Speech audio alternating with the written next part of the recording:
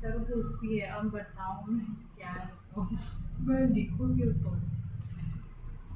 चलिए, सो जल्दी से अब हम लोग यूनिट नंबर जो आपका मॉड्यूल नंबर क्या था, फोर्थ, रेशियो एनालिसिस, इसको भी एक बार क्विकली गो थ्रू करके हम लोग फिर फाइनली फुल्ली फोकस्ड करेंगे। किधर फोकस करेंगे? पूरी तरीके से हमारा पूरा फोकस डाइवर्ट कर देंगे हम लोग अपने कैश फ्लो की तरफ, राइट? तो क्विकली स्टार्ट करते हैं रेशियो एनालिसिस। वैसे रेशियो एनालिसिस के अंदर किसको एकदम मेजरली डाउट्स है या मेजरली कंफ्यूजन्स है? मेजरली डाउट या मेजरली कंफ्यूजन्स वाले कोई है क्या जिसको एकदम मेजर लेवल पे बड्डे बड्डे डाउट हो? एनीवन? नो। आप लोग भी चैट बॉक्स का इस्तेमाल कर सकते हो अपनी बातों को यहां तक पहुंचाने के लिए, या फिर माइक का भी इस्तेमाल कर सकते हो। चलिए पहले तो क्लियर कर लेते हैं। All good? Screen plus audio plus video, all good?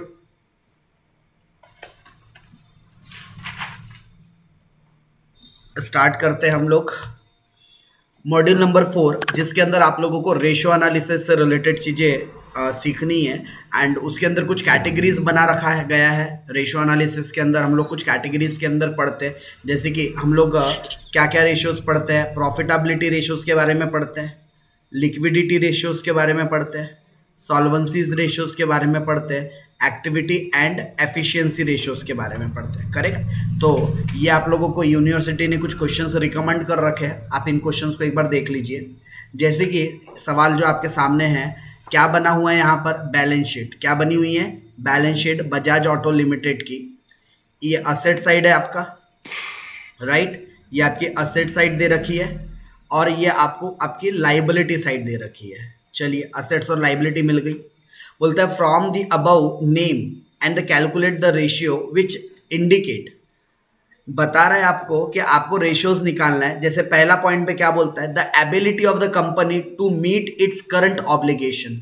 अच्छा, करंट ऑब्लिगेशन क्या है? वो फुलफिल करने के लिए आपको करंट रेशियो निकालना पड़ता है। क्या निकालना पड़ता है? Current ratio. डोंट वरी, ऐसा क्वेश्चन एग्जाम में आने का चांस नहीं है, बट अगर आ भी गया तो एक बार हम गो थ्रू कर लेते हैं। तो आपको करंट ऑब्लिगेशन मतलब कितना पैसा आपको पे करना है, तो करंट रेशियो निकालते आता है क्या? Current assets divided by current liability. Current assets में क्या क्या आ जाएगा आपका? सीए आ जाएगा, सॉरी स्टॉक आ जाएगा, उसके अलावा डेटर्स आ जाएंगे, ये इन्वेस्टमेंट शॉर्ट टर्म के हैं तो ये भी आ जाएंगे, और कैश इन हैंड भी आ जाएगा। तो इन चारों को अगर आप आपस में ऐड कर दोगे तो 12 24 36 40,000 के टोटल करंट असेट्स है आपके पास।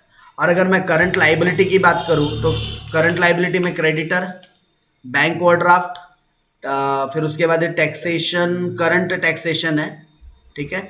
और उसके अलावा ये फ्यूचर में पे करने वाला है बोलता है, ठीक है? ये टैक्सेशन कब पे करेंगे बोलता है? फ्यूचर में, मतलब वो करंट ईयर का नहीं है, भविष्य का है। और ये प्रॉफिट एंड लॉस, तो ये हमारा करंट लाइबिलिटी के अंदर नहीं आता है, तो रिजर्व एंड सरप्लस के अंदर आता है। तो 16 4 20 और 4 24, 24,000, करेक्ट? कितना? 24,000। तो कर लीजिए आप लोग। इन्होंने इसको भी जोड़ दिया है, जो फ्यूचर वाली जो लाइबिलिटी है ना, इसको भी उन्होंने करंट लाइबिलिटी के अंदर जोड़ रखा है। हम नहीं जोड़ेंगे। क्यों नहीं जोड़ेंगे? बिकॉज ये जो 4,000 रुपीज़ है, ये टैक्सेशन करंट ईयर में नहीं प्रोवाइड करना है, फ्यूचर में प्रोवाइड करना है बोलता है, फ्यूचर में। अब फ्यूचर कितने साल का हमको नहीं पता। ये फ्यूचर अगर 6 महीने बाद का या 1 साल के अंदर का होगा तो इसको करंट लाइबिलिटी मान लेंगे, बट वी डोंट नो कि ये फ्यूचर कितने साल की बात कर रहा है। तो ये अजम्पशन बेस्ड हो सकता है कि आप इसको करंट लाइबिलिटी मान लो, एक अजम्पशन बेस्ड हो सकता है। तो फिर उसने ऐसा देना ही नहीं चाहिए था। जब ऐसा उसने टैक्सेशन के अंदर जो 2 पॉइंट बना दिया ना, करंट और फ्यूचर, ये पॉइंट बनाना ही नहीं था। सीधा टैक्सेशन के नाम से 8,000 का अमाउंट दे देना था, ठीक है? तो इसने 2 अलग अलग पॉइंट दिए, इसका मतलब दोनों का पर्पस कुछ अलग अलग होगा, करके 2 अलग अलग दे रहा है, ठीक है? तो अगर आप जब इसका सॉल्यूशन देखोगे तो the ability of company, current ratio निकालना था। करंट रेशियो का फॉर्मूला, सॉरी, करंट रेशियो का formula current assets divided by current liability. तो करंट असेट्स कैसे निकलता? तो जो जो करंट असेट्स थे आपस में जोड़ दिए, करंट लाइबिलिटी को आपस में जोड़ दिया, करेक्ट? तो आपका ये रेशियो निकल गया। बट हमारे केस में ये नहीं लिया है हमने, तो हमारे केस में 24,000 होगा। तो 24,000 होगा तो कीजिए 40,000 डिवाइडेड बाय 40,000 डिवाइडेड बाय 24,000, तो 1.6666, जिसको आप ऐसा भी लिख सकते हो, 67:1, करेक्ट? तो पहला करंट रेशियो निकल गया आपका। अब दूसरा बोला था, दूसरी चीज क्या बोला था? B point, the ability of the company to meet it current obligation. वैसे देखा जाए तो फिर से करंट ऑब्लिगेशन नहीं पूछ रहा है, तो करंट रेशियो तो ऑलरेडी निकाल दिया, तो बार बार करंट रेशियो निकालेंगे क्या? नो। तो करंट ऑब्लिगेशन के लिए एक और होता है करंट रेशियो का छोटा भाई, जिसको हम लिक्विड रेशियो बोलते हैं, है ना। एक ही चीज दो दो बार तो नहीं बोलेगा, तो उसकी रिक्वायरमेंट क्या है भैया? लिक्विड रेशियो भी निकाल दो, ठीक है, वो भी तो करंट ऑब्लिगेशन ही होता है। तो इसके लिए फॉर्मूला क्या होता है? Liquid assets divided by liquid liability. And हमको पता है सिर्फ स्टॉक को हटाना है, करंट असेट्स में से क्या हटाना है? स्टॉक। तो हमने करंट असेट्स ऑलरेडी निकाल रखा था क्या? कहाँ गया आपका ये क्विक? करंट असेट्स में से स्टॉक हटा दो और करंट लाइबिलिटी में से बैंक ओवरड्राफ्ट को हटा दो। तो हमारे पास करंट असेट्स 40,000 की थी क्या? उसमें से 12,000 स्टॉक हटा दो तो कितना बच जाएगा? 28,000। और हमारे पास 24,000 की लाइबिलिटी थी क्या? हमारे पास 24,000 की लाइबिलिटी थी क्या? और इसमें से कोई भी बैंक ओवरड्राफ्ट वगैरह के नाम से या फिर कोई भी हमारे पास एडवांस इनकम वगैरह के नाम से था क्या? नहीं, हमारे पास उस नाम से था क्या? नो। ठीक है, तो जब हम लोग क्विक लाइबिलिटी या करंट लिक्विड लाइबिलिटी निकालेंगे तो लिक्विड लाइबिलिटी कैसे निकलती है? करंट लाइबिलिटी में से माइनस करते हैं। क्या माइनस करते हैं हम लोग? Bank overdraft. तो हमारे क्वेश्चन में बैंक ओवरड्राफ्ट दे रखा है क्या? नो। उसके अलावा और क्या माइनस होता है इसमें से? अगर कोई प्री रिसीव्ड या फिर इनकम रिसीव्ड इन एडवांस होता तो वो माइनस होता, तो वो भी दे रखा है क्या? नहीं। तो हमारे लिए यही 24,000 बन जाएगा। तो 28,000 डिवाइडेड बाय 24,000 तो कितना आ जाएगा? 1.16:1। ठीक है क्या बैंक ओवरड्राफ्ट? सॉरी, हाँ है बोल रहे हैं, सॉरी माई मिस्टेक, है 4,000 रुपये, सॉरी 4,000 रुपये है। तो 24,000 में से 4,000 माइनस कर देंगे तो कितना आएगा? 20,000। कितना आएगा? 20,000। बैंक ओवरड्राफ्ट है बोल रहे हैं, 4,000 बैंक ओवरड्राफ्ट है, तो हटा दो बैंक ओवरड्राफ्ट। तो 28,000 डिवाइडेड बाय 20, तो सेम ही आंसर आएगा क्या? राइट, 1.4:1।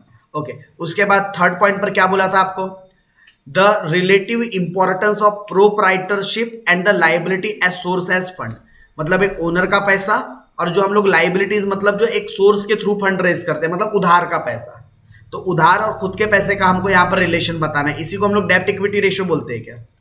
जहाँ उधार और खुद के पैसों की बात होती है उसी को हम डेब्ट इक्विटी रेशियो बोलते हैं क्या?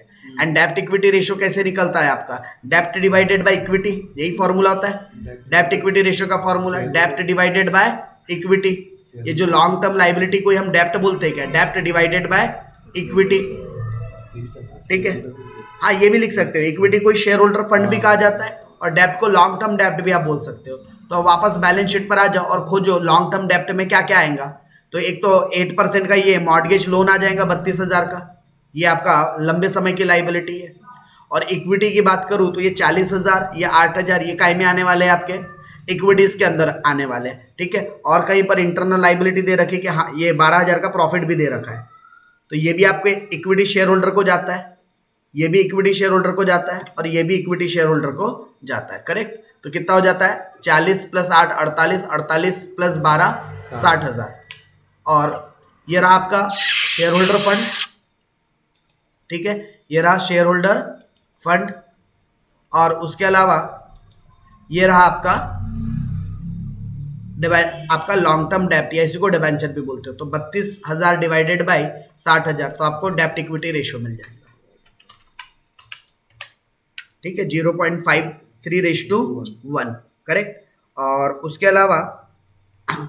उसके अलावा फिर लास्ट पॉइंट में आपको क्या बोला था? चौथे पॉइंट में that reveal that owner contribution to the total assets. Owner का कितना कंट्रीब्यूशन है हमारी टोटल एसेट्स में? मतलब कि प्रोप्राइटरी रेशियो पूछ रहा है, क्योंकि प्रोप्राइटरी रेशियो में ही हम share holder fund divided by total assets करते हैं। तो कौन सा रेशियो पूछना चाह रहा है वो? प्रोप्राइटरी रेशियो पूछना चाह रहा है। तो प्रोप्राइटरी रेशियो का फॉर्मूला क्या होता है? Share holders fund divided by total assets. Share holder fund हम ऑलरेडी निकाल कर बैठे हैं क्या? 60,000। और टोटल एसेट्स आपको बैलेंस शीट एसेट्स में दे रखी है, यही तो टोटल एसेट्स है। करेक्ट, तो आपका रेशियो कितना बन जाएगा? 0.5:1। डन। चांस थोड़ा कम है, बट अगर आ गया तो कंफ्यूज नहीं होना, बहुत इजी था। ओके, मैंने गिनती के आप लोगों को जो 10 से 11 रेशियोज बताया है ना, पढ़ने के लिए हमने बहुत सारे रेशियोज पढ़े, लेकिन मैंने आपको सेलेक्टेड कुछ 10 से 11 ही रेशियोज मार्क करवाए हैं। उतने भी रेशियोज अगर आप पढ़ लेते हो, उसके फॉर्मूलेज अच्छे से कर लेते हो, तो आपका रेशियो चैप्टर भी एकदम गंगा में नहाए जैसा हो जाएगा।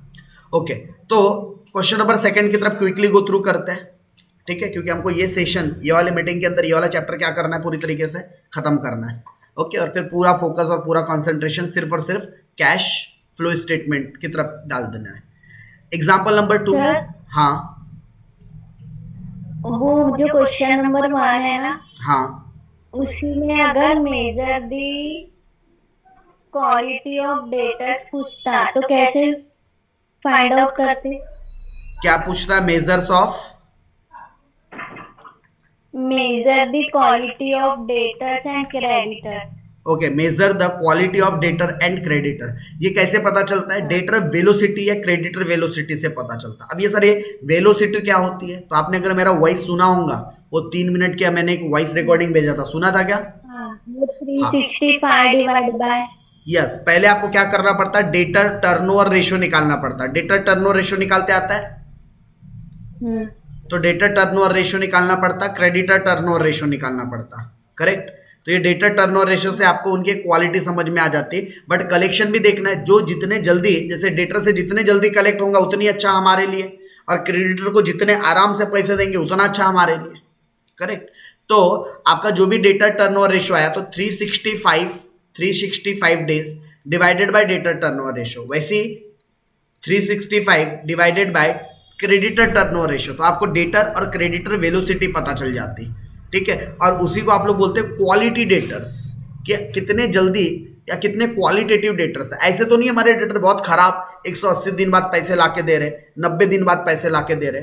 अगर ऐसे डेटर्स है जो बहुत लेट लतीफ पैसे लाके देते, मतलब वो क्वालिटी डेटर्स नहीं है। तो डेटर से पैसे आने में जितना डिले होगा ना, हमारे समझ लो डेटर उतने खराब है, उतने अच्छे डेटर्स नहीं है। डेटर्स तब क्वालिटी माना जाता है जब समय पर, सही समय पर पैसे लाके दे दे, उसको क्वालिटी डेटर बोला जाता है। तो चेक कहाँ से करेंगे हम लोग? ये कलेक्शन पीरियड कहाँ, कितने दिनों के अंदर हो रहा है, वहां से चेक करते हैं, राइट।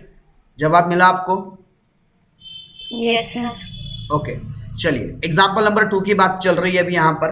तो एग्जाम्पल नंबर 2 के अंदर हम लोग current ratio, again ITC company का करंट रेशियो निकालना है। फॉर्मूला पता होना चाहिए आपको, current assets divided by current liability. Liquid ratio निकालना है, liquid assets divided by liquid liability. फिर डेब्ट equity ratio, yes, long term डेब्ट divided by share holders fund, या सिंपल भाषा में मैं इसी को डेब्ट डिवाइडेड बाय इक्विटी लिख देता हूँ। प्रोप्राइटरी रेशियो, तो यहाँ पर भी आप इक्विटी मतलब शेयर होल्डर फंड, या इसको कुछ लोग प्रोप्राइटर फंड, बड़ा कंफ्यूज्ड होते हैं कुछ बच्चे तो, अरे शेयर होल्डर फंड का मतलब भी वही है, इक्विटी का मतलब भी वही है, प्रोप्राइटर फंड का भी मतलब वही है, जो लिखना है लिख लो, ठीक है। तो ये भी क्वेश्चन पूछा गया था सर, यहाँ पर फॉर्मूले में अगर मैं शेयर होल्डर फंड बोलूँ तो कोई सवाल उठा देगा, सर यहाँ प्रोप्राइटर फंड आता है ना, हाँ उसका मतलब भी वही होता है, सेम होता है, ठीक है। तो प्रोप्राइटर फंड या शेयर होल्डर फंड या इक्विटी, तीनों का मतलब सेम है। Divided by total assets, divided by total assets. और कैपिटल गियरिंग रेशियो, हमारा कैपिटल कितने बार गियर्ड करता है, वर्किंग कैपिटल, ठीक है। तो कैपिटल गियरिंग रेशियो, अभी कैपिटल गियरिंग रेशियो किसके कंपैरेटिव निकालना है, जो अपने को कैपिटल गियर्ड करना है। तो अब कैपिटल हम लोग सेल के कंपैरिजन में भी निकाल सकते हैं, जैसे हमारा टोटल सेल डिवाइडेड बाय हमारा इक्विटी। अगर ये शेयर कैपिटल के ऊपर निकालना है तो यहाँ पर आ जाएगा इक्विटी, और यही अगर वर्किंग कैपिटल के ऊपर निकालना होता तो क्या आ जाता, वर्किंग कैपिटल, ठीक है। अगर हम लोगों को क्या करना है, कैपिटल गियरिंग रेशियो निकालना है। तो बैलेंस शीट आप लोगों को दे रखी है क्वेश्चन में, जरा एक बार बैलेंस शीट को आप विजिट कीजिए। आप लोगों ने रीड किया बैलेंस शीट? चलो बैलेंस शीट रीड करते करते आइडेंटिफाई भी कर लेंगे कैटेगरीज, जैसे गुडविल, तो गुडविल आपकी इंटेंजिबल असेट्स होती है, बराबर। प्लांट एंड मशीनरी आपकी टेंजिबल फिक्स्ड असेट्स होती है, लैंड एंड बिल्डिंग भी टेंजिबल फिक्स्ड असेट्स होती है, फर्नीचर भी टेंजिबल फिक्स्ड असेट्स होती है। मतलब यहाँ तक आपकी जो एसेट्स है ये सारी कैसी असेट्स है, फिक्स्ड असेट्स है, करेक्ट। यहाँ तक की सारी असेट्स कैसी आपकी, फिक्स्ड असेट्स है। फिर स्टॉक आपकी कैसी असेट्स है, करंट असेट्स। बिल रिसीवेबल कैसी है, करंट असेट्स। सन्ड्री डेटर भी करंट असेट्स, बैंक अकाउंट भी करंट असेट्स, और शॉर्ट टर्म इन्वेस्टमेंट भी करंट असेट्स। तो ये सारी असेट्स कैसी आपकी, करंट असेट्स है। लायबिलिटी साइड में ये आपका शेयर होल्डर का पैसा है, ठीक है। रिजर्व भी शेयर होल्डर का पैसा है, प्रॉफिट एंड लॉस भी शेयर होल्डर का पैसा है, राइट। ये तीनों क्या है आपके, इक्विटी शेयर होल्डर के पैसे हैं। शेयर होल्डर फंड के अंदर आप चाहो तो इनको लिख सकते हो। सर प्रेफरेंस शेयर कैपिटल, अगर आप इक्विटी शेयर कैपिटल लिख रहे हो तो उसमें नहीं आएगा, लेकिन अगर आप शेयर होल्डर्स फंड करके लिख रहे हो तो फिर उसमें इसको भी जोड़ दिया जाता है। फिर उसमें शेयर होल्डर फंड में आप प्रेफरेंस शेयर कैपिटल को भी चाहे तो जोड़ सकते हो। लेकिन टेक्निकली जब भी हम रेशियो चैप्टर सॉल्व करेंगे तो हम लोग ना प्रेफरेंस शेयर कैपिटल को अपनी लॉन्ग टर्म की लाइबिलिटी मान के चलेंगे, क्योंकि एक समय के बाद ना ये पैसे वापस करने पड़ते हैं। इसलिए प्रेफरेंस शेयर कैपिटल को आप लोग कौन सी कैटेगरी में लिखोगे? लॉन्ग टर्म बोरोविंग्स, या फिर आप बोल सकते हो डेप्ट। ये एक प्रकार से आपके लिए क्या है? डेप्ट है, उधार पैसा है। जिस तरीके से डिबेंचर होता है, डिबेंचर भी आपके लिए डेप्ट है। सन्ड्री क्रेडिटर करंट लाइबिलिटी है, बैंक ओवरड्राफ्ट करंट लाइबिलिटी है, बिल्स पेएबल करंट लाइबिलिटी है, और प्रोविजन फॉर टैक्स भी करंट लाइबिलिटी है। तो आपको करंट लाइबिलिटीज भी पता चल गई। चलिए, क्या क्या निकालने बोला था? करंट रेशो निकालने बोला है, क्या निकल सकता है क्या? करंट रेशो निकल जाएगा, current assets divided by current liability. तो कितनी आई थी टोटल? ये टोटल मार लीजिएगा। तो स्टॉक कितना हो गया आपका? 6 लाख का, 6 लाख, और ये 1.5 लाख आपका, यही कितना हो गया? 6 लाख और ये 2 8 लाख, तो यही हो गया। 8 और 1 9 लाख, तो ये हो गया 30 और 50 80 और 20 10 लाख। तो टोटल करंट असेट्स कितना हो गया? 10 लाख। लाइबिलिटीज की बात करूं, करंट लाइबिलिटीज की, 1 लाख 2 लाख 3 लाख, 3 लाख और ये 4 लाख, तो 4 लाख, ये भी बराबर है। तो आपका करंट रेशो बराबर आ जाएगा। और देखिए इंटरप्रिटेशन जो लिखा जाता है, कैसे लिखा जाता है, इंटरप्रिटेशन लिखने का तरीका क्या होता है? तो द करंट रेशियो आपका कितना आया? 2.5:1 आया, जबकि स्टैंडर्ड करंट रेशियो कितना होता है? 2:1। वैसे ही लिक्विड रेशियो का स्टैंडर्ड रेशियो क्या होता है? 1:1। डेब्ट इक्विटी का स्टैंडर्ड क्या होता है? 2:1। तो ये आपको स्टैंडर्ड याद रखने पड़ेंगे। बट अगर आपको स्टैंडर्ड याद नहीं है, कोई दिक्कत नहीं, आप सीधा लिख दो the current ratio in the said company, या फिर जो भी कंपनी का नाम होगा, इज दिस, खत्म कहानी। उसके अलावा ज़्यादा कुछ आपको ज़्यादा माथापच्ची अगर नहीं करना है तो एकदम इजी लैंग्वेज में आप कमेंट लिखकर छोड़ सकते हो। ओके, जैसे यहाँ पर इन्होंने, और जिनको याद रह सकती है ये स्टैंडर्ड नॉर्म्स, करंट रेशियो के लिए स्टैंडर्ड नॉर्म्स क्या होता है? 2:1। लिक्विड रेशियो के लिए क्या होता है? 1:1। और डेब्ट इक्विटी के लिए क्या होता है? 2:1। तो मेरे ख्याल से डेब्ट तो इसमें पूछा नहीं था, क्या पूछा था? पूछा था ये 2:1। डेब्ट इक्विटी का भी क्या होता है? यहाँ कहीं दिया नहीं क्योंकि डेब्ट इक्विटी को लेकर 2:1 होता है, बट डेब्ट इक्विटी का भी। चलिए, तो आपका करंट रेशियो निकल गया, लिक्विड निकल गया। तीसरा पूछा था डेब्ट इक्विटी रेशियो। तो डेब्ट इक्विटी में मैंने आपको क्या कहा? डिबेंचर प्लस, आप चाहो तो क्या भी ले सकते हो, ये क्या भी दे सकते हो, प्रेफरेंस शेयर कैपिटल। डिबेंचर कितना? 5 लाख, ठीक है। प्रेफरेंस शेयर कैपिटल कितना? 5 लाख। दोनों को जोड़ दो तो कितना होता है? 10 लाख। दोनों को जोड़ दिया जाए तो कितना होता है? 10 लाख, राइट। और 10 लाख ये आपका क्या आ गया? लॉन्ग टर्म डेप्ट divided by share holders fund की अगर मैं बात करूं तो शेयर होल्डर फंड में क्या क्या जाएगा आपका? शेयर होल्डर फंड में ये 10 लाख, ये 1 लाख और ये 4 लाख, मतलब 15 लाख। तो आप 10 लाख डिवाइडेड बाय 15 लाख कर सकते हैं। 10 lakh divided by 15 lakh, right. ये आप डेब्ट इक्विटी रेशियो निकाल सकते हैं। कितना आ जाएगा ये? मेरे ख्याल से 2/3 का मतलब कितना होता है? ये आ जाता है आपका 0.66666:1। ये आपका डेब्ट इक्विटी रेशियो आना चाहिए। अब सुनिए, आपके इस सॉल्यूशन में क्या कर रखा है, जो प्रेफरेंस शेयर कैपिटल है उसको भी उसने शेयर होल्डर फंड के कैटेगरी के अंदर लिख रखा है, जो कि कतई सही नहीं होना चाहिए। क्यों नहीं होना चाहिए? आप बात कर रहे हो इक्विटी शेयर होल्डर फंड की, और इक्विटी शेयर होल्डर फंड में प्रेफरेंस शेयर कैसे आ सकता है? वो इक्विटी का फंड थोड़ी ना। फिर आप फॉर्मूले में एक काम करो, शेयर होल्डर फंड यूज करो, तो आप लिख सकते हो। आप लिख क्या रहे हो फॉर्मूले में? इक्विटी शेयर होल्डर फंड, और उसमें आप प्रेफरेंस को भी जोड़ रहे हो। तो आप या तो शेयर होल्डर फंड लिखो, तो फिर आप प्रेफरेंस को जोड़ सकते हो। मैंने वही बात यहां पर बताया था थोड़ी देर पहले, जब आपको ये समझा रहा था कि प्रेफरेंस शेयर को हम शेयर होल्डर फंड में जोड़ सकते हैं। ये भी एक हमारे पास अल्टरनेटिव ऑप्शन होता है।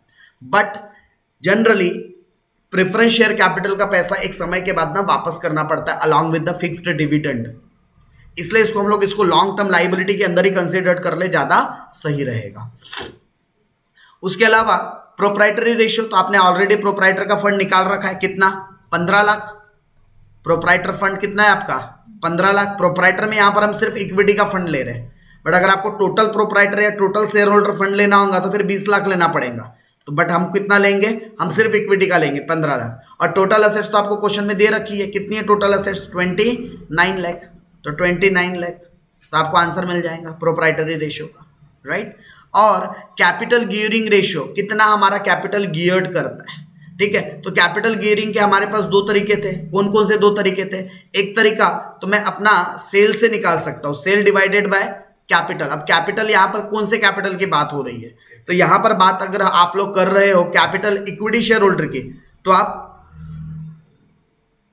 इक्विटी शेयर होल्डर फंड भी ले सकते हो सेल से कंपेयर करने के लिए, या हो सकता है sale divided by working capital. तो ये एक कैपिटल गियरिंग होता है। लेकिन देखो पूरे क्वेश्चन में आपको कहीं पर भी सेल की इंफॉर्मेशन नहीं दे रखा है। दे रखा है क्या? नो। इसका मतलब यहां पर क्वेश्चन वाले की रिक्वायरमेंट ये आपको सेल टू वर्किंग कैपिटल या सेल टू ये निकालने की नहीं है। मतलब ये जो कैपिटल गियरिंग रेशियो है ये आपको निकालने के लिए नहीं बोल रहा है, क्योंकि इंफॉर्मेशन ही अवेलेबल नहीं है। और ऑब्वियस है जब इंफॉर्मेशन ही अवेलेबल है नहीं है तो आप निकाल ही नहीं सकते। तो फिर आपको दिमाग लगाना चाहिए कि कैपिटल गियरिंग में और क्या होता है, कैपिटल गियरिंग के अंदर हम और क्या क्या कर सकते हैं। तो कैपिटल गियरिंग मतलब हमारे पास दो तरीके का कैपिटल होता है। एक होता है ओन्ड कैपिटल और दूसरा होता है बोरोड कैपिटल। एक ओन्ड और दूसरा बोरोड। तो फिर आपके पास एक और तरीका होता है कैपिटल गियरिंग रेशियो निकालने का, owned capital divided by borrowed capital. Owned मतलब इक्विटी शेयर होल्डर का पैसा। तो इक्विटी शेयर होल्डर का पैसा कितना है? 15 लाख। आप ऑलरेडी कैलकुलेट कर चुके हो। और बोरोइंग मतलब डेप्ट फंड। तो डेप्ट आपने 5 + 5 10 लाख ले रखा है, 5 डिबेंचर से और 5 प्रेफरेंस शेयर से। तो 15 डिवाइडेड बाय 10, ठीक है, डन। खुद का पैसा, बाहर वालों का पैसा। और यही सेम चीज जब डेप्ट इक्विटी रेशियो होता तो बाहर वालों का पैसा और खुद का पैसा। चलिए, तो ये था आपका क्वेश्चन नंबर 2। अब इंटरप्रेट करना बोलता है, calculate the ratios and interpret. But इसने बताया ही नहीं कौन कौन से रेशियोज कैलकुलेट करना, दिया है कि कहीं पर? No. Calculate the ratios also interpret the ratios, ठीक है। तो बता ही नहीं रहा है तो ठीक है, आप लोग अपने साइड से खुद ही प्रिपेयर कर लेना है, देख लेना। सिर्फ यहाँ रेशियोज निकाला होगा, जैसे share capital to turnover ratio, fixed assets turnover ratio, बड़े आसान है। नेट वर्किंग कैपिटल, ठीक है। उसके अलावा एवरेज कलेक्शन, इसी को हम लोग डेटर कलेक्शन भी बोलते हैं, डेटर कलेक्शन पीरियड। जो मैं आप लोग को बताता हूँ ना, मैं यहाँ 360 दिन लिया है, हम लोग 365 भी ले सकते हैं अगर कुछ नहीं बोला तो, divided by debtor turnover, correct. चलिए, तो ये अपने मन से ही उसने रेशियोज निकाल दिया, बताया नहीं क्या निकालना है क्या नहीं। ओके, अब ऐसे क्वेश्चंस में आप लोग कंफ्यूज्ड हो रहे हो। किसी ने ग्रुप में ऐसा क्वेश्चन पूछा था, भाई जो इंडस्ट्री के नॉर्म्स है और ये आपका है तो आपको कंपेयर करना है। डोंट वरी, ऐसे कंपैरेटिवली क्वेश्चंस नहीं आएंगे, ऑप्शन में कवर हो जाएंगे, इसलिए आपको ज्यादा लोड नहीं लेना है। और अगर आ भी गया सिचुएशन, ऐसा वर्स्ट सिचुएशन, तो भाई कंपैरिजन ही तो करना है। इंडस्ट्री में 2:1 चलता है, आपका 2.5:1 है, तो इंडस्ट्री से तो बेटर पोजीशन पर हो ना आप। इंडस्ट्री से आप अच्छे खासे पोजीशन पर हो। डेब्ट इक्विटी रेशियो, 2 रुपए की उधारी है और खुद 1 रुपए खुद का पैसा है, जबकि आपके पास 1 रुपए उधारी है और 1 रुपए खुद का है, तो आप तो बेटर पोजीशन में हो ना।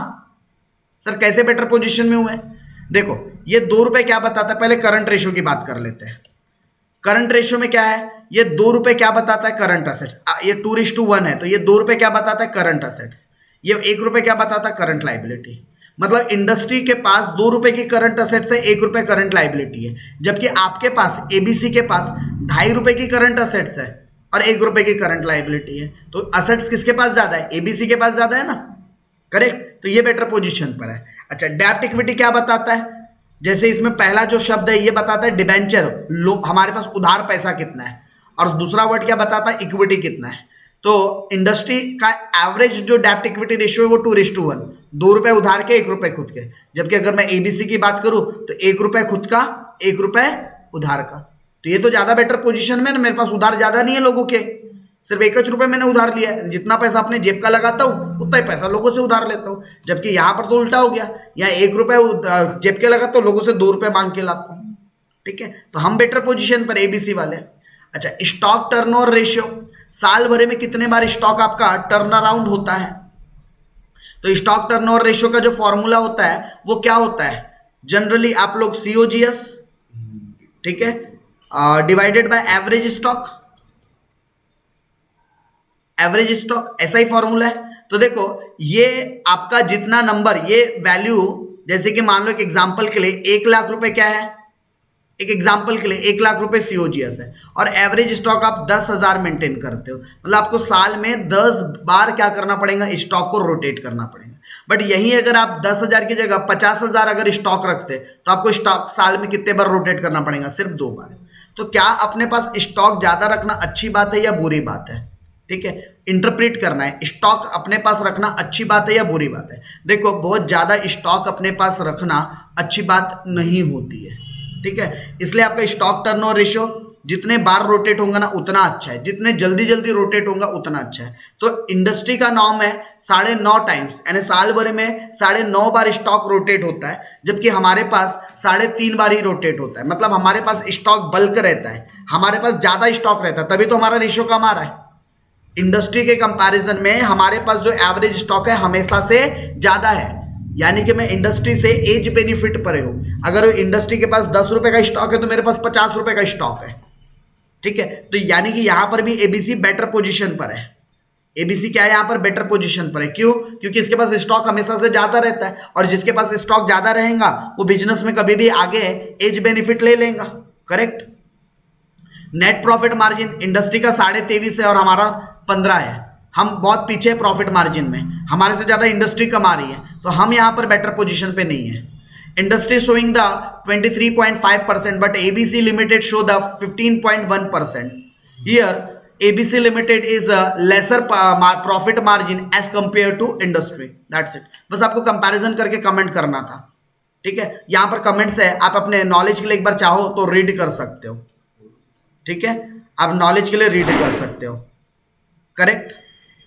चलिए, अब सर इस तरीके से क्वेश्चन आया तो, अरे ये क्वेश्चन भी मैं क्लास में ऑलरेडी एक्सप्लेन कर चुका हूं, ठीक। अगर इस टाइप से भी क्वेश्चन आते हैं तो आपको क्या करना है, करंट रेशियो निकालना है, कंपेयर करना है इंडस्ट्री से। डेटा टर्नओवर रेशियो निकालना है, कंपेयर करना है। Sales to stock turnover ratio निकालना है, कंपेयर करना है। Again sale to total assets निकालना है, कंपेयर करना है। नेट प्रॉफिट ऑन सेल निकालना है, कंपेयर करना है। Net profit on total assets निकालना है, कंपेयर करना है। Net profit on net worth निकालना है, कंपेयर करना है। Total debts as total asset से कंपेयर करना है। तो आपको तो ऑलरेडी यार सारे फॉर्मूले भी बना के बताती है उसने। Total date divided by total assets. अब इससे और ज्यादा आसान क्या दे दे आपको, नेट प्रॉफिट नेट वर्थ से कंपेयर करना है, तो net profit divided by net worth. यहां नेट प्रॉफिट को कंपेयर करना है टोटल असेट से, यहां कंपेयर करना है नेट प्रॉफिट को नेट सेल से, यहां कंपेयर करना है सेल को टोटल असेट से, यहां कंपेयर करना है सेल को स्टॉक से। करेक्ट। तो आपको डेटा टर्नओवर रेशियो का आपको फॉर्मूला ऑलरेडी पता है, credit sale divided by average debtor. Current ratio का ऑलरेडी पता है, current assets divided by current liability. तो आप फॉर्मूला, और आपके सामने बैलेंस शीट और पीएल बना के दी है, बस वैल्यूज रखते जाओ और निकालते जाओ। कहां गया ये? हाँ, तो ये जैसे कि आप लोगों ने अब इन्होंने नीचे निकाला होगा, ये इंडस्ट्री का नॉर्म्स था, ये इंडस्ट्री का नॉर्म है, सॉरी ये है, सॉरी इंडस्ट्री का नॉर्म ये है, साइड में दिया है इंडस्ट्री का, और आपने ये कैलकुलेट करके निकाला होगा। कहां निकाला होगा? तो देखिए नीचे में सॉल्यूशन कहीं तो भी दिए होंगे। अच्छा, दिया ही नहीं कि इसने, ये यहीं के यहीं निकाल दिया। Current assets divided by current liability, यहीं के यहीं आंसर निकाल रहा है। सेल्स डेटर, ठीक है, उसके बाद सेल्स स्टॉक, क्योंकि सारे फिगर आउट ऊपर से निकालते जा रहा है और यहीं के यहीं आंसर निकालते जा रहा है ये। और कंपेयर कर रहा है एबीसी का इंडस्ट्री के साथ, और कमेंट कर रहा है कहां बेटर पोजीशन है कहां नहीं है, ये कमेंट कर रहा है इस चीज के ऊपर, ठीक है। जहां वीकनेस, जहां पर कमी है उसको वीकनेस में डाल दिया, जहां पर स्ट्रेंथ है स्ट्रेंथ में। इतना सजा धजा के आपको नहीं लिखना है। करेक्ट। लास्ट क्वेश्चन भी वैसा ही है क्या, और लास्ट क्वेश्चन मैं ऑलरेडी एक्सप्लेन कर चुका हूं। तो चलो, यहां के 6 प्रॉब्लम्स में कोई दिक्कत है क्या? अच्छा, रेशियोज में कहीं दिक्कत है क्या, एक बार वो बताइए आप लोग आपके साइड से। जवाब चाहिए रेशियो में, किस टाइप के रेशियोज में करवाऊं? ऐश्वर्या, आदर्श, आनंदा, आदित्य, हितेश, काजल, लकी, मृणाली, नम्रता, पलाश, रोहिणी, विजया, ईशा, जयवीर, कहीं पर भी आप लोगों को रेशियोज में कोई ऐसा रेशियो जो नहीं समझ रहा है, जिसका कैलकुलेशन, और बहुत ये बेसिक जो रिपीटेटिव हो रहे हैं ना बार बार, सिर्फ इतने ही रेशियोज अच्छे से पढ़ लो, और मैंने कुछ अलग से मार्कड आउट करवाया है, सिर्फ उतने ही रेशियोज पढ़ो। पूरे बुक के रेशियोज पढ़ने का मतलब नहीं है, बुक्स में बहुत सारे रेशियोज दे रखे हैं आपको। कोई रेशियोज का टॉपिक जो आपको करवाना हो या कोई रेशियो जो नहीं समझ में आया इस डेट इक्विटी वाला। डेप्ट इक्विटी वाला। तो डेप्ट इक्विटी में दादा अपने को क्या लेना पड़ता है? डेप्ट इक्विटी रेशियो। डेप्ट मतलब होता है उधार पैसे, इक्विटी मतलब होता है शेयर होल्डर के पैसे। तो इसका फॉर्मूला होता है डेप्ट डिवाइडेड बाय इक्विटी। डेप्ट का मतलब होता है लॉन्ग टर्म बोरोविंग, और इक्विटी का मतलब होता है शेयर होल्डर का पैसा। तो लॉन्ग टर्म डेप्ट के अंदर क्या क्या आ जाता है? डिबेंचर आ जाता है, डिबेंचर।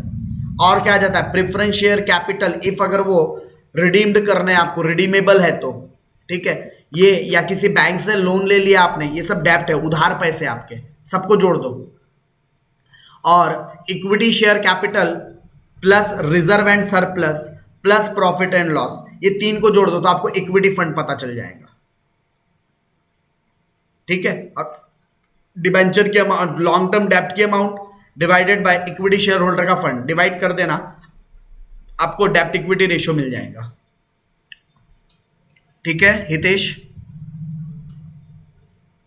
हाँ सर। ओके। आदर्श का एक सवाल है, नो सर बट कंपेयर वाले ही मेरे को थोड़े कंफ्यूज्ड करते हैं, आएंगे क्या? देखो, अब इसके ऊपर एकदम मैं 100% श्योरिटी से तो नहीं बोल सकता, बट चांस कम है कंपैरिजन वाले। ठीक है, चांस कम है, बट अगर कंपैरिजन वाले आते भी तो आपको रेशियोज निकालने पर फोकस करना है। ठीक है, मेन गाड़ी कहां पर अटकती है, और वो क्योंकि लास्ट मोमेंट्स पर एकदम जो बोलते हैं ना, इतना डिटेल इंटरप्रिटेशन में है क्रैश कोर्स में, ऑब्वियस है मेरे लिए भी पॉसिबल नहीं है कि आप लोगों को पूरे, क्योंकि इंटरप्रिटेशन सिखाने के लिए मुझे पहले आपको क्या सिखाना पड़ेगा, उस रेशियोज का पूरा बैकग्राउंड क्यों कैलकुलेट किया जाता है। फिर भी कोशिश किया गया है कि आपको इंटरप्रिटेशन एटलीस्ट थोड़ा बहुत तो भी लिखते आए, बस आप बेटर पोजीशन है या नहीं है, आपको एटलीस्ट उतना आइडेंटिफाई करना होगा।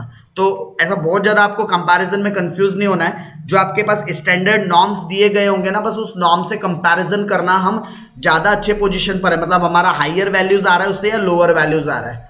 ठीक है, कभी भी याद रखना, लाइबिलिटीज ज़्यादा होना अच्छी बात नहीं होती। लाइबिलिटीज में सिर्फ equity share capital, reserve and surplus, profit and loss, ये तीन चीजें होती है लाइबिलिटी में, जिसका ज्यादा होना अच्छी बात है। उसके अलावा कोई भी लाइबिलिटी का बढ़ना अच्छी बात नहीं होती। और एसेट्स में तो कोई भी एसेट बढ़ जाए हमारे लिए अच्छी बात होती है। तो ये आपको वहां पर देखकर कमेंट करना पड़ता है। तो बहुत ज्यादा फियर के साथ मत जाना कि ये आएगा या वैसा आएगा। रेशियोज निकालने के ऊपर कॉन्सेंट्रेशन होना चाहिए मेन तो। ओके, और किसी को इस पर्टिकुलर टॉपिक में, फिर इसके बाद हम लोग अपने लास्ट यूनिट की तरफ चलेंगे, मॉड्यूल नंबर 5। अप्रोक्सीमेटली 6:15 के आसपास हो रहा है, तो लगभग 7:30 पौने 8 बजेगा पूरा खत्म करते तक आज का सेशन हमारा। ठीक है, क्योंकि अब लास्ट टॉपिक, लास्ट मॉड्यूल ही बचा है। अभी तक हम 4 मॉड्यूल गो थ्रू कर चुके हैं। लास्ट मॉड्यूल पे थोड़ा समय देंगे, पहले उसके फॉर्मेट्स को समझाने में, एंड देन फिर उसके क्वेश्चंस वगैरह को समझाने में, राइट। और उसके लिए मैं ये कोशिश करूंगा, या तो यहीं से क्वेश्चन उठा लूंगा आपके, ये आउटकम बेस्ड जो क्वेश्चन सेट है, ठीक है, इसके यहाँ से क्वेश्चन ले लूंगा, या फिर आप सभी के पास नोट्स ऑलरेडी अवेलेबल है, नोट से उठा लूंगा, जैसा भी आप बोलो, आप जिसमें कंफर्टेबल हो अपन वो कर लेंगे। बस ये सेशन का 2 मिनट बाकी है, तो 2 मिनट आप लोगों को अगर कोई क्वेश्चन पूछना है, कोई जानकारी लेना है, तो 2 मिनट में आप ले लीजिए। सर कैपिटल गियरिंग रेशियो का फॉर्मूला बोलो एक बार। हाँ, देखो याद कैसे रखने का कैपिटल गियरिंग को। कैपिटल 2 टाइप के होते हैं, एक ओन्ड कैपिटल होता है।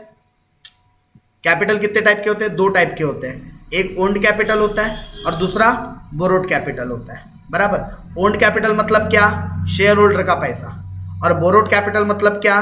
बाहर वालों का उधार पैसा, long term borrowing.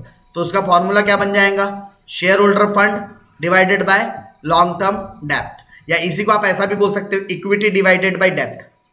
Equity divided by डेप्ट, ये हो गया कौन से सिचुएशन में? जब आपको सिर्फ और सिर्फ बैलेंस शीट दे रखी है तो, ठीक है, सिर्फ और सिर्फ बैलेंस शीट दे रखी है तो आप ये वाला फॉर्मूला यूज करोगे। और अगर आपको सेल वगैरह की भी इंफॉर्मेशन दे रखी है तो आप sale divided by working capital भी ले सकते हो। तो यह आपका ये कैपिटल गियरिंग या capital working capital turnover ratio भी बोलते हैं इसको। अगर आपको वर्किंग कैपिटल की इंफॉर्मेशन दे रखी, सॉरी सेल की इंफॉर्मेशन दे रखी है, वर्किंग कैपिटल तो हम निकालते हैं current assets minus current liability करके। सर यहीं से लेते हैं क्योंकि सर वहां से क्वेश्चन आते हैं पेपर में, आउटकम बेस्ड से, सारे ही पेपर में यहीं से आए हैं पेपर्स। ओके ठीक है, अगर आपका एनालिसिस है कि सारे क्वेश्चन यहीं से आ रहे हैं तो अच्छी बात है, हम यहीं से गो थ्रू कर लेते हैं। मेरे ख्याल से इसके बाद आप लोगों का एक स्टैटिस्टिक्स का पेपर है और उसके बाद और कोई है क्या खत्म? लॉ लॉ बस है ना, लास्ट पेपर लॉ है। ठीक है, चलिए स्टैटिस्टिक्स के लिए भी प्रॉपर प्लानिंग हो रही है, बट अभी फिलहाल में तो अभी कल के पेपर पर फोकस करेंगे और कल के बाद परसों मतलब 9 तारीख के लिए फिर स्टैटिस्टिक्स की पूरी बातें करेंगे। चलिए, तो ये लास्ट मिनट है, रेशियोज के ऊपर किसी को कुछ पूछना है क्या? ये मीटिंग हो रही है एंड।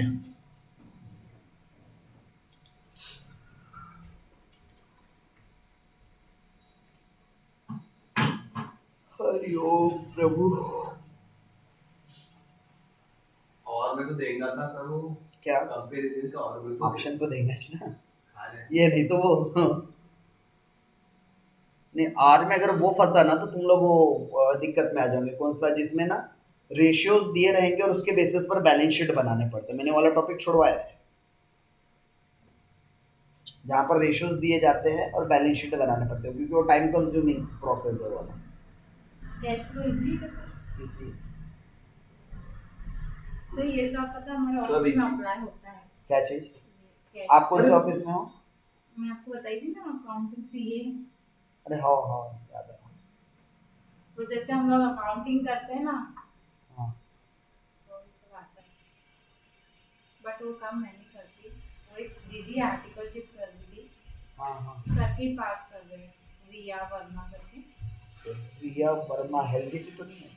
वही है। आप वो आपको पहचानती है? लेकिन ये तो कब से आर्टिकलशिप कर रहे हैं। नहीं सर, उनका कैसा थोड़ा सा था भी, घर में प्रॉब्लम थी ना, उनके पापा उन्हें बैठ पे थे। हाँ। उनकी डेथ हुई उनके पापा की। मम्मी तो बचपन में ही, उसके चक्कर में ना उनका हो ही नहीं रहा था। तो अभी उनका फाइनल ईयर बचा है। यही पर से करा। आपकी एज के ना? हाँ, मेरी बैचमेट ही है। हाँ नाम से भी रिया वर्मा, अगर वही हेल्दी है ना। हाँ हेल्दी। समझ लिया। अच्छा पूरे बोर्ड भी हाँ, बोर्ड भी अच्छा, जब भी उसी की आवाज आई होगी। इसका फाइनल ईयर है सर, फिर हो गया उनका। हाँ नहीं, क्योंकि मैं भी जिस समय पर इंटरमीडिएट में था ना, मेरे को कहाँ मिली थी रिया, मैं ऑडिट पे काम था। कौन से बैंक में? ग्रामीण बैंक, एसएस गर्ल्स कॉलेज के पास एक बैंक है ना, वहाँ के ऑडिट में मिली थी। कुछ काम से बैंक में गया तो उनका वहाँ शायद इंटरनल ऑडिट या फिर हो सकता है कॉन्करेंट ऑडिट चालू रहा होगा। बैंक का ये वो है ना, स्टेट बैंक है सर, बड़ी वाली मारवाड़ी इंस्टीट्यूट। नहीं, बैंक वो स्टेट बैंक में नहीं, ग्रामीण बैंक है वहाँ पर। वैनगंगा ग्रामीण बैंक भी एक है एसएस गर्ल्स कॉलेज के पास, वहाँ मिली थी मेरे को। उसके बाद से तो अब पुराने फ्रेंड्स में ऐसा है, जो टच में है वही टच में है, और स्पेशली गर्ल्स तो बहुत ज़्यादा कोई टच में है ही नहीं, और ग्रेजुएशन के बाद से ही टच से हट गए।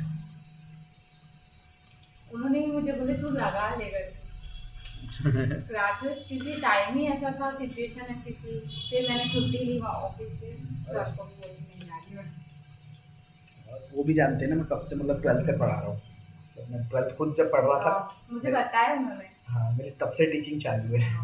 वो खुद पढ़े बोले, और फिर क्लासेस भी चालू कर दी। हाँ, यानी मैं पढ़ाते पढ़ाते ही टीचिंग कर रहा हूँ, ऐसा समझ लो।